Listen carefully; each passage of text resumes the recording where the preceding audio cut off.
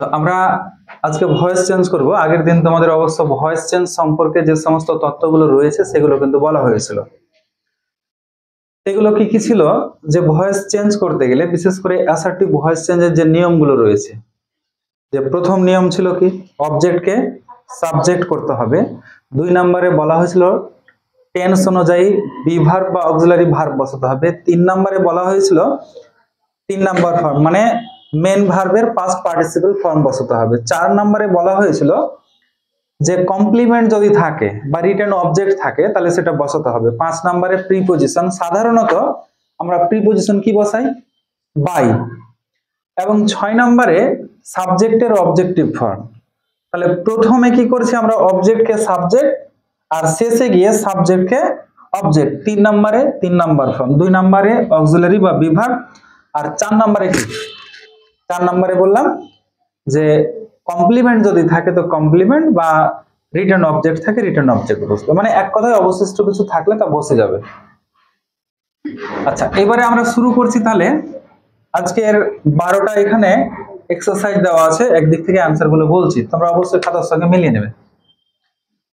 প্রথম আছে he sent me present. He sent me present. তাহলে প্রথম যে কাজটা সেটা হচ্ছে আমাদের সাবজেক্ট, ভার্ব, অবজেক্ট, কমপ্লিমেন্ট এগুলো আইডেন্টিফাই করা। তো এই সেন্টেন্সটাতে যদি বলি যে which one is subject in this sentence, তাহলে সাবজেক্ট কোনটা, হি হচ্ছে subject. He sent me a present, sorry present শুধু লেখা আছে, মানে হলো যে সে আমাকে উপহার পাঠিয়েছিল। প্রেজেন্ট মানে উপহার। তাহলে কে পাঠিয়েছিল, সে। তাহলে এই সে, হি, এটা হয়ে গেল সাবজেক্ট, এবং সে যা করেছে সেটা হচ্ছে পাঠিয়েছিল, ভার্ব। কাকে পাঠিয়েছিল, আমাকে। এখানে একটা অবজেক্ট পেলাম, কি পাঠিয়েছিল, উপহার, প্রেজেন্ট, এটা আরেকটা অবজেক্ট। তাহলে এখানে অবজেক্ট কটা আছে, দুটো অবজেক্ট আছে। মানে যেগুলো ভার্বের দুটো অবজেক্ট থাকে সে সমস্ত ভার্বকে বলা হয় ডাইট্রানজিটিভ ভার্ব। তাহলে এখানকার সেন্ট ভার্বটা, এটা সেন্ট শব্দটা কিন্তু দুটো অবজেক্ট রয়েছে, সুতরাং এটা ডাইট্রানজিটিভ ভার্ব। তো ডাইট্রানজিটিভ যদি হয়, অর্থাৎ অবজেক্ট যদি দুটো হয়, তাহলে আমরা কি করব, সাধারণত যেটা ব্যক্তি রয়েছে সেটাকে নিয়ে নেব। তাহলে ব্যক্তি কোনটা আছে, মি, আমরা এটাও নিতে পারি প্রথমে, কোনো ব্যাপার না। সাবজেক্ট অর্থাৎ অবজেক্টকে সাবজেক্ট করব। তাহলে আমরা একটা অবজেক্ট নিয়ে নিচ্ছি, মি থেকে মিকে যদি সাবজেক্ট করি তাহলে মি এর সাবজেক্টিভ ফর্ম কি হবে বলা হয়েছিল, আই। আই লিখে নিলাম। এবার 1 নম্বরে তাহলে অবজেক্টকে সাবজেক্ট করলাম। 2 নম্বর পয়েন্ট ছিল টেন্স অনুযায়ী বি ভার্ব। তাহলে এইটা কোন টেন্স রয়েছে, এটা হচ্ছে পাস্ট ইনডেফিনিট টেন্স। তাহলে পাস্ট ইনডেফিনিট থাকলে ওয়াজ ওয়্যার, তাহলে আই এর পরে ওয়াজ বসে না ওয়্যার বসে, আই ওয়াজ। আই ওয়াজ 3 নম্বরে কি করতে হবে, 3 নম্বর ফর্ম। তাহলে সেন্ট এর 3 নম্বর ফর্মটাও সেম, সেন্ট। তাহলে আই ওয়াজ সেন্ট। আচ্ছা 4 নম্বরে অবশিষ্ট অংশ, বা বলেছিলাম যে যদি রিটেন অবজেক্ট থাকে তার রিটেন অবজেক্ট বসাতে হবে। আচ্ছা রিটেন অবজেক্ট কোনটা, যে অ্যাক্টিভ ভয়েসে যদি দুটো অবজেক্ট থাকে তাহলে প্যাসিভ করার সময় একটা অবজেক্ট সাবজেক্ট হিসেবে চলে আসে আর একটা অবজেক্ট নিজের স্থানে থেকে যায়, যেটা থেকে যায় সেটাকে বলা হচ্ছে কি রিটেন অবজেক্ট। তাহলে এখানে রিটেন অবজেক্ট কোনটা, প্রেজেন্ট, লিখে দিলাম প্রেজেন্ট, প্রেজেন্ট। আচ্ছা আর কিছু নেই। এবার প্রিপজিশন বাই। নেক্সট সাবজেক্টকে, লাস্ট স্টেপ হচ্ছে সাবজেক্টকে অবজেক্ট করা। তাহলে যখন একটা সাবজেক্ট অবজেক্ট হিসেবে চলে যাবে তখন অবশ্যই তার অবজেক্টিভ ফর্ম হবে। তাহলে হি অবজেক্ট হলে ওর অবজেক্টিভ ফর্ম কি হবে, হিম। অ্যান্সার কি পেলাম, I was sent present by him. কেউ এটাকে অন্যভাবেও লিখতে পারো। আচ্ছা যেমন প্রেজেন্টটাকে যদি কেউ সাবজেক্ট হিসাবে নেয় তাহলে হবে কি, present was sent me by him. Next চলে আসে, আচ্ছা প্রথমত অ্যাসার্টিভ গুলো করে নিই আমরা, তারপরে ইম্পারেটিভ আছে কয়েকটা, ইম্পারেটিভে যাচ্ছে। তাহলে এবার প্লিজ পোস্ট দ্য লেটার, এটা কিন্তু ইম্পারেটিভ, আপাতত ছেড়ে রাখছি। Next Trina has composed a poem. তাহলে সাবজেক্ট কি আছে কিভাবে বের করব, কে বা কারা দিয়ে প্রশ্ন করে যেটা উত্তর পাই সেটা তো সাবজেক্ট হয় নাকি। তাহলে বলেছে যে Trina has composed a poem, Trina একটি কবিতা রচনা করেছে। কে একটি কবিতা রচনা করেছে? ত্রিনা। তাহলে কে এর উত্তর পেয়ে গেলাম ত্রিনা, সাবজেক্ট হয়ে গেল ত্রিনা। এবার হচ্ছে যে কি বা কাকে দিয়ে প্রশ্ন করে যে উত্তর পাই সেটা কি হয়? অবজেক্ট। তাহলে ত্রিনা কি রচনা করেছে? একটি পোয়েম, একটি কবিতা। তাহলে অবজেক্ট পেয়ে গেলাম। তাহলে অবজেক্টটাকে প্রথম কাজ হচ্ছে সাবজেক্ট করা, সাবজেক্ট করব। সাবজেক্ট করলে কি হবে? A poem. এবার 2 নম্বরে বলেছি টেন্স অনুযায়ী বি ভার্ব বা অক্সিলারি ভার্ব। তাহলে এটা কোন টেন্স আছে কেউ বলো তো? Present perfect, very good. তাহলে প্রেজেন্ট পারফেক্ট যদি থাকে তাহলে হ্যাভ বিন বা হ্যাজ বিন বসানো হয়। তাহলে এখানে দেখতে পাচ্ছি যে এ পোয়েম রয়েছে, তাহলে হ্যাভ বিন হবে না হ্যাজ বিন হবে? অবশ্যই এখানে হবে হ্যাজ বিন। কেন? থার্ড পারসন সিঙ্গুলার নাম্বার রয়েছে, তাহলে হ্যাজ বিন কম্পোজড, কম্পোজড। আচ্ছা, নেক্সট অবশিষ্ট কোনো অংশ নাই। দেখো এখানে ভার্ব রয়েছে, তাহলে এখানে আমাদের কোনো রিটেন অবজেক্ট বা এখানে কোনো কমপ্লিমেন্ট নেই, সুতরাং বসবে না। তাহলে এবার কি করব? বাই, বাই দিয়ে কি হবে? বাই ত্রিনা। অবশ্যই ত্রিনা একটা নাম, সুতরাং ক্যাপিটাল লেটার দিয়ে শুরু করতে হবে। অ্যান্সার হয়ে গেল, a poem has been composed by Trina. Next, Venus jewellery box was recovered by the search team. এটা অবশ্যই প্যাসিভে রয়েছে, ভেরি গুড, প্যাসিভে রয়েছে। কারণ হচ্ছে বি ভার্বের পরে যদি ভার্বের পাস্ট পার্টিসিপল ফর্ম থাকে তাহলে সেটা অবশ্যই প্যাসিভ হয়। তো আমরা প্যাসিভটাও পরে করছি, আগে অ্যাক্টিভ গুলোতে চলে যাই। Next, his polite behaviour pledges everyone. His polite behaviour pledges everyone. Pledges ভার্বের সঙ্গে এস ইএস থাকলে তো প্রেজেন্ট ইনডেফিনিট, সবাই জানো। আচ্ছা, অবজেক্ট কোনটা? এটা তো ভার্ব, অবজেক্ট হচ্ছে এভরিওয়ান। তাহলে অবজেক্টটাকে সাবজেক্ট করে নি, এভরিওয়ান। এভরিওয়ান। আচ্ছা, এবার এভরিওয়ান সিঙ্গুলার না প্লুরাল সেন্সে ইউজ হয় বলো? হ্যাঁ, অবশ্যই সিঙ্গুলার। তাহলে এভরিওয়ান এবার কি করতে হবে? ওয়াজ, সরি, যেহেতু প্রেজেন্ট ইনডেফিনিট টেন্স আছে তাহলে অ্যাম ইজ আর। অ্যাম তো পৃথিবীতে একটাই শব্দের পরে বসে, সেটা হচ্ছে আই, আর কোথাও বসছে না। তাহলে এখানে everyone is, everyone is. Third form কি প্লিজের? প্লিজড। তাহলে এভরিওয়ান ইজ প্লিজড অ্যাট, এখানে বাই বসবে না, প্লিজড অ্যাট। তাহলে কিছু কিছু এক্সেপশন আছে যার জন্য সরাসরি আমি বলি না যে বাই বসবে। প্রিপজিশন সাধারণত বাই বসে, কিন্তু প্রিপজিশনটা চেঞ্জ হতে পারে।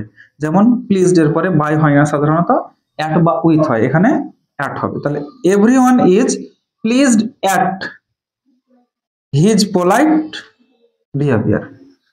His polite behaviour, full stop. Next, this also is an imperative sentence. Please give me a pen. Imperative. Okay, leave it now. I know that boy. আমি সেই ছেলেটিকে চিনি। তাহলে কে সেই ছেলেটিকে চেনে? সাবজেক্ট। আচ্ছা, আমি কাকে চিনি? সেই ছেলেটিকে, তাহলে এটা অবজেক্ট। তাহলে অবজেক্টটাকে এবার কি করবো আমরা? সাবজেক্ট করব। তাহলে সাবজেক্ট করলে কি হবে? দ্যাট বয়, দ্যাট বয় লিখে দিলাম, দ্যাট বয়। টেন্সটা কি বলো তো কেউ? হ্যাঁ, প্রেজেন্ট ইনডেফিনিট। তাহলে প্রেজেন্ট ইনডেফিনিট থাকলে আমি যার, তাহলে that boy is. Third form none, that boy is none to. None এর পরে, হ্যাঁ, নন এর পরে টু বসে, নন টু মি। আবার এখানে কেউ বাই বসাতে যাবে না, নইলে ভুল হয়ে যাবে। নেক্সট, ইন্টারোগেটিভ আছে, এখানেও পরে চলে আসছে। দেখো এবার, he heard the howl of the royal Bengal tiger. তো এখানে মানেটা বলো তো আমাকে কেউ? সে রয়্যাল বেঙ্গল টাইগারের গর্জন শুনেছিল। আচ্ছা, কে রয়্যাল বেঙ্গল টাইগারের গর্জন শুনেছিল? সে। তাহলে কে কারা এর উত্তর সাবজেক্ট। সাবজেক্ট পেয়ে গেলাম। অবজেক্ট হবে কি দিয়ে? কি বা কাকে দিয়ে প্রশ্ন করলে? তাহলে সে কি শুনেছিল? রয়্যাল বেঙ্গল টাইগারের গর্জন। তাহলে কত দূর থেকে পেলাম আমরা অবজেক্টটা? দা হাউল অফ রয়্যাল বেঙ্গল টাইগার। এত বড়টা সবটাই হলো অবজেক্ট। তাহলে অবজেক্টটাকে সাবজেক্ট করব, সাবজেক্ট করলে কি হবে? আচ্ছা, এটা একটু নিচে আছে, লিখতে অসুবিধা হচ্ছে, দেখে নাও। The howl of royal Bengal tiger was heard by him. এখানে ওয়াজ কেন দিলাম? যেহেতু পাস্ট ইনডেফিনিট আছে, পাস্ট ইনডেফিনিট থাকলে ওয়াজ বা ওয়ার দিতে হয়, তাই ওয়াজ দিয়েছি।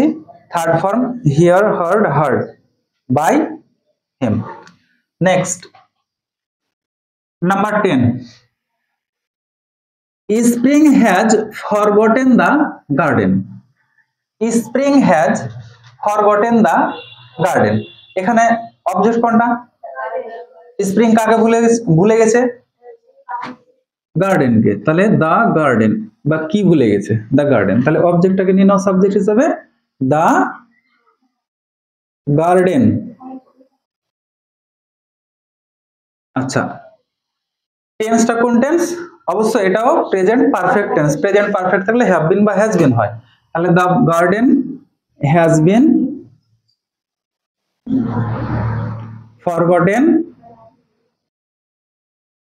Forgotten by spring. Spring change হবে কি? অবশ্যই চেঞ্জ হবে না। স্প্রিং মানে বসন্তকাল। আচ্ছা, নেক্সট হচ্ছে the boy has read out the letter. Read out, পড়ে শোনানো। তাহলে এখানে অবজেক্ট কোনটা আছে? The letter. ছেলেটি চিঠিটি পড়ে শুনিয়েছে। তাহলে ছেলেটি কি করেছে? চিঠিটি পড়ে শুনিয়েছে। এত বড় অবজেক্ট হয়? ছেলেটি কি পড়ে শুনিয়েছে? চিঠিটি। অর্থাৎ প্রশ্ন যখন করবা তখন ভার্বটাকে ছাড়বে না, ভার্বটাকেই প্রশ্ন করতে হবে। ভার্বকে ছেড়ে প্রশ্ন করলেও ওলট পালট হয়ে যাবে সব। তাহলে চিঠিটি, অবজেক্ট পেয়ে গেলাম দা লেটার, দা লেটার। আচ্ছা, আবার দেখতে পাচ্ছি প্রেজেন্ট পারফেক্ট টেন্স। তাহলে প্রেজেন্ট পারফেক্ট থাকলে have been, has been. The letter third person রয়েছে, সুতরাং হ্যাজ বিন হবে। Has been read out by the boy. আচ্ছা, আমরা এখানে বয়কে চেঞ্জ করলাম না, কিন্তু ওই যে হি ছিল হিম করলাম, আই ছিল মি, কেন এগুলো করলাম বলো তো? না, কারণ হচ্ছে সেগুলো প্রোনাউন, এবং প্রোনাউনের সাবজেক্টিভ এবং অবজেক্টিভ ফর্ম সাধারণত অনেক ক্ষেত্রে আলাদা হয়, ওই জন্য। Next, I saw her opening the door. আমি তাকে দরজা খুলতে দেখলাম। আচ্ছা, আমি কাকে দেখলাম? তাকে। তো আমরা এখান থেকে আমি বলি, তোমাদের প্রায় বলি যে তোমরা প্রাণীবাচকটাকে সাবজেক্ট হিসেবে নিয়ে নেবে, সবচেয়ে তোমাদের ভালো, বিপদের মধ্যে পড়বে না। তাহলে হার এর সাবজেক্টিভ ফর্ম কি? সি। Very good.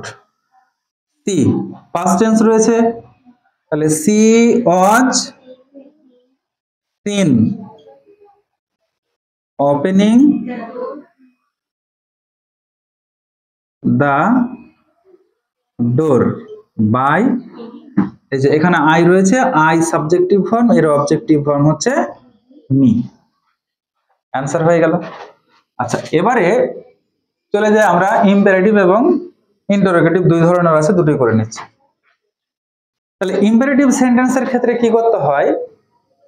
সাধারণত ইম্পারেটিভ সেন্টেন্সে একটা জিনিস আমাদের খেয়াল রাখতে হবে, যে জেনারেল স্টেটমেন্ট যদি থাকে এবং ভার্বের অবজেক্ট থাকে, তাহলে লেট দিয়ে করতে হয়। Let plus object plus be plus ভার্বের পাস্ট পার্টিসিপেল ফর্ম। এবং যদি অনুরোধ বোঝায় তাহলে কি করতে হয়? You are requested to. যদি আদেশ বোঝায় ইউ আর অর্ডার্ড টু। তো এইরকম করে আমরা কিন্তু, আর যদি উপদেশ বোঝায় তাহলে কি হবে? You are advised to. ঠিক এখানে দেখতে পাচ্ছি একটা শব্দ রয়েছে প্লিজ। প্লিজ কখন বলি? কাউকে যখন অনুরোধ করি তখন আমরা প্লিজ কথাটা ইউজ করি। প্লিজ পোস্ট দ্য লেটার, তাহলে কি হবে? You are requested to post the letter. এটা সবাই জানো তাই তো? You are requested to post the letter, হয়ে গেল। এবার এখানে একটু খেয়াল করো এদিকে, প্লিজ শব্দটা যদি না থাকতো, শুধুমাত্র এরকম থাকতো পোস্ট দ্য লেটার, তাহলে কি করতাম? Let the letter be posted, তাহলে হয়ে যেত। নেক্সট, আচ্ছা এটা প্যাসিভ আছে, দেখে নাও এবার প্যাসিভটাও। Venus jewellery box was recovered by the search team. এটা কি বললে তোমরা? একটু আগে বললে যে এটা স্যার প্যাসিভ ভয়েস রয়েছে, তো প্যাসিভকে যদি অ্যাক্টিভ করি তো আমরা সেম রুলস অ্যাপ্লাই করব। কিভাবে হবে? কারণ হলো যে আমরা যখন এটাকে প্যাসিভ করেছি তখন কিন্তু এই যে বাইয়ের পরের অংশটা এটা কোথায় ছিল? সাবজেক্টের জায়গায়, সাবজেক্টের জায়গা থেকে টেনে নিয়ে এসে অবজেক্ট করেছি। তাহলে আবার চলো ওকে রেখে দিয়ে চলে আসি, তাহলে কি হবে? সাবজেক্টের জায়গায় গিয়ে দা সার্চ টিম। আচ্ছা হয়ে গেল। এবার বাইটা কি ছিল অ্যাক্টিভে? না, মানে প্যাসিভ করার সময় অবজেক্টের আগে, মানে যেটাকে অবজেক্ট করলাম তার আগে বাইটা দিয়েছিলাম, তো বাদ দিয়ে দিলাম এটা।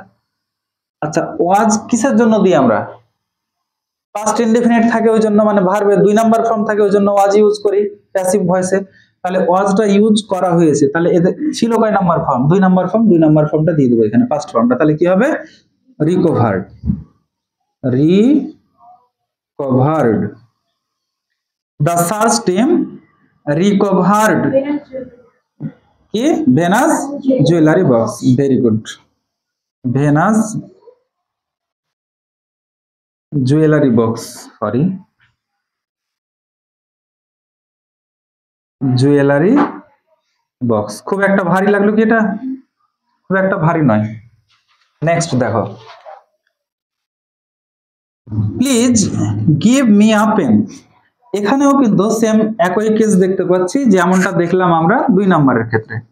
তাহলে এখানে আদেশ করা হচ্ছে না অনুরোধ, না উপদেশ বোঝাচ্ছে? অনুরোধ বোঝাচ্ছে। তাহলে অনুরোধ যদি বোঝায় তাহলে কি করতে হবে? You are requested to. তাহলে এখানেও আমরা সেম অ্যান্সার করব। কি হবে? You are requested to, requested to. আচ্ছা 2 এর পরে কি কি বসে বলো তো? ভার্ব 1 থেকে বাকি অংশটুকু বসে। তাহলে give me a pen, give me a pen, বাস হয়ে গেল। আচ্ছা তোমাদের মধ্যে কে পারবে যদি প্লিজটা সরিয়ে নেওয়া হয়? তাহলে গিভ মি আ পেন,